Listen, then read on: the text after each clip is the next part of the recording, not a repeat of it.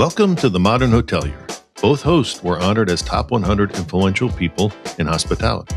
We're bringing you interviews with industry experts, thought leaders, and innovators who are shaping the future of hospitality. Whether you're a seasoned hotel professional or just stepping into the industry, our goal is to provide you with insights, knowledge, and trends that will empower you, the modern hotelier.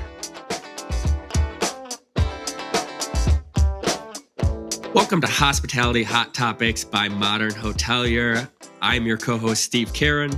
I'm your host, David Millili. David, today we have 5 topics that we're going to go over. Some of the latest things that have happened this past May in the hospitality industry. So let's dive into it right away. The first one is the construction pipeline in the U.S.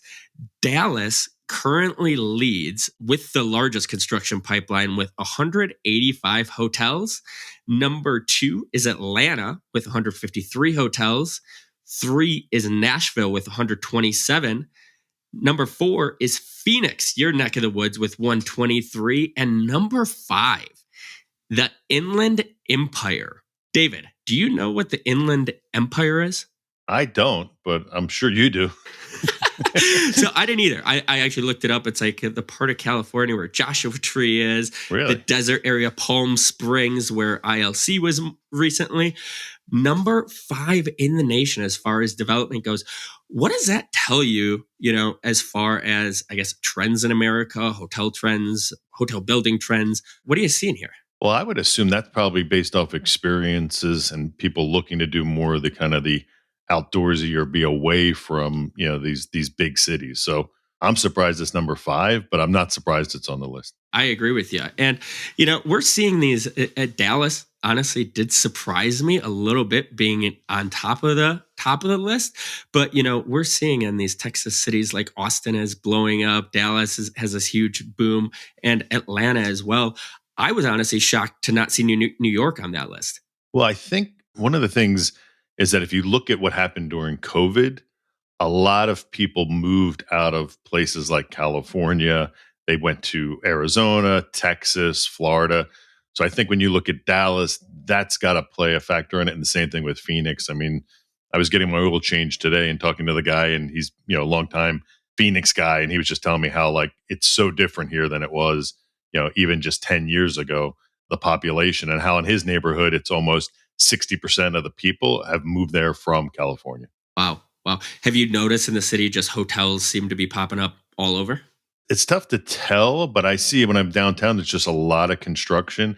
And I know there's like the Vi Resort, which is huge out by the Arizona Cardinals Stadium. There's a bunch of stuff going on out here. And, it's also, it's an easy place to work. There's no real bad weather out here. So the one thing, not only is there a lot of development going on here, the development goes quick. I believe it. What do we think about these higher luxury travel prices? It seems to be that now everything is getting expensive, and what's getting really expensive is luxury travel. Yeah, I was reading this article that, there's higher expectations now than pre-COVID. Since prices are going higher, expectations are also rising. And the younger travelers, Gen Z, millennial, they are booking, as we've said, I mean, I feel like we say this every episode. You said it earlier, we're booking around experiences. Guests are booking a location just to go to a restaurant, and then they're picking that hotel, and they want that luxury experience. But what they do want, if they're going to pay that much, your customer service better be great, know your name and have those amenities to really create a great experience. It's not just for a hotel anymore. What do you think? And I think, everyone's more sensitive now, because if you think of what happened coming out of COVID, you've got, limited housekeeping, you got limited staff, and then everybody was trying the revenge travel. Everyone was trying to get out. And so prices like in places like New York, ADRs were things that nobody would have ever guessed. You're going to spend $1,000 a night for a 3-star hotel in Times Square the first 2 weeks of December. So I think, that's got to put even more pressure on luxury, because just, if you're selling a 2-3 star for 1,000, what's that, 4 or 5-star going for? So it's, I think it's going to level off, but it's definitely, you can definitely tell when you start looking.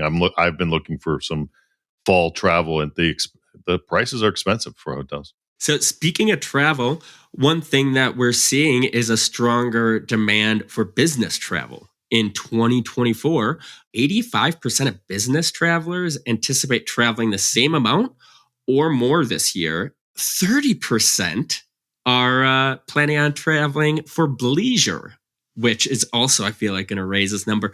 What do you think about this? And, have you been doing a lot of business travel this year, David?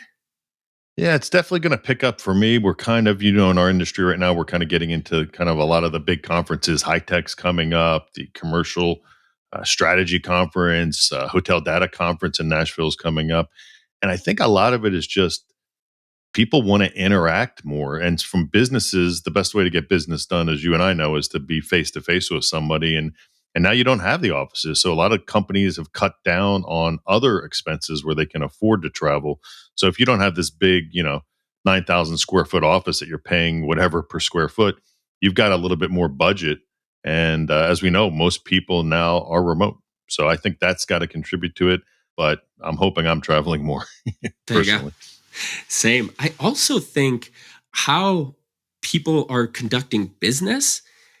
When I was started this, it was a lot of cold calling, emails. Now there's just, I can't imagine how many emails these hoteliers are getting trying to get sold technology, right? So these more in-person meetings mean a lot more now. And I think almost that it's shifting back from telecommunicating or doing something over the phone or over the internet now to doing it in person more and actually having that human to human interaction. Yeah, I'm going to be cheating on you. I'm going to be doing a podcast I got invited to where they're going to be talking about how to prepare for trade shows. So a little bit different, but the whole idea of how do you take that business and what does it really mean to attend a trade show? What are the kind of like do's and don'ts and best practices? So I think that's part of it. The business travel, as you know, in our space, that there's no slowing down or there's no lack of availability of conferences or shows to go to.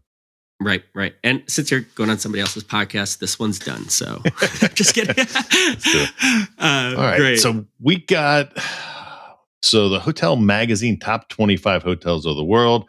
Just pulling up here so we can scroll through it. So when you look at that list, what are some of your first thoughts? My bucket list for hotels has definitely expanded.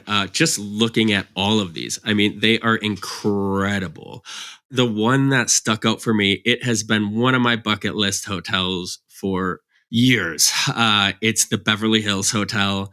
I have wanted to stay at this hotel for I can't tell you how long. I'm also a Justin Bieber fan, and he performed on top of the roof one year. So that was kind of the cherry on top that I wanted to go to. But I mean, all these hotels just look absolutely incredible. Have you been to any on this list? I haven't really been. I mean, I've been to the Mark in New York City. But to your point, I mean, the one thing that's amazing when you look at a list like this is just how beautiful these hotels are. And it's like, yeah, they're almost like magical. You look at them. I mean, and there's a lot of the names that sometimes surprise you, some that don't. So Rosewood has a property on there. There's a Park Hyatt in there. There's some other brands that you may or may not suspect would be on this list. And I'm looking at the Mark again, which is great. And what was cool about it is they were all sorts. There were some that were really classic, really, and then there were some of these really hip, cool, modern or futuristic properties. But it's an awesome list. It is an awesome list. It is awesome. So, yeah, I agree. I did really like that they did such a variety of hotels, and it's not just one type. You had like the W, I believe it was a W in Barcelona, and then you have, I don't know, I can't remember the name of the one in Greece that, boutique hotel, independent, but just has this amazing view to the water. So I thought it was a great list and definitely a list to check out if you're into hotels. This came out and I'm super excited about this. And I want to know if this is the future of hotels, maybe. Ritz Carlton is launching a super yacht, 790 feet, and it has 224 rooms that can carry just shy of 450 passengers. Are we going to see more luxury hotels do things like this, different accommodation types for their stays? Well, it's pretty interesting because if you look at what our list, even for this episode, you've got the higher luxury travel prices, you've got these beautiful hotels around the world, and then you have this. We talked about it, the experience.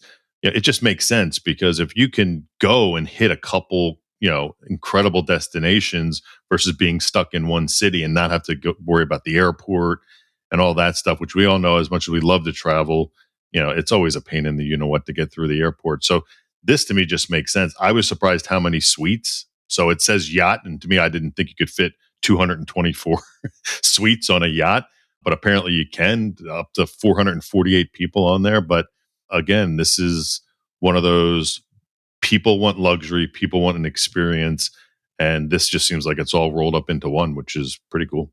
Yeah, absolutely. And it's kind of a funny story. Back in the day when I was working in hotel technology, I actually talked to them about technology for this yacht. And it is crazy the difference in hotel technology when you're dealing with a hotel in one location compared to a yacht where you're going to be in various different international waters. The regulations that go into this, it's a whole different ballgame. But I do got to ask, David, are you a cruise guy? Have you been on a cruise? Are you a fan of cruises?